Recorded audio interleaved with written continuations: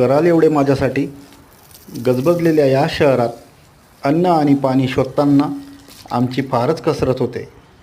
त्यात उन्हाळा आला की पाण्यावाचून जीव अगदीच कासावीस होतो.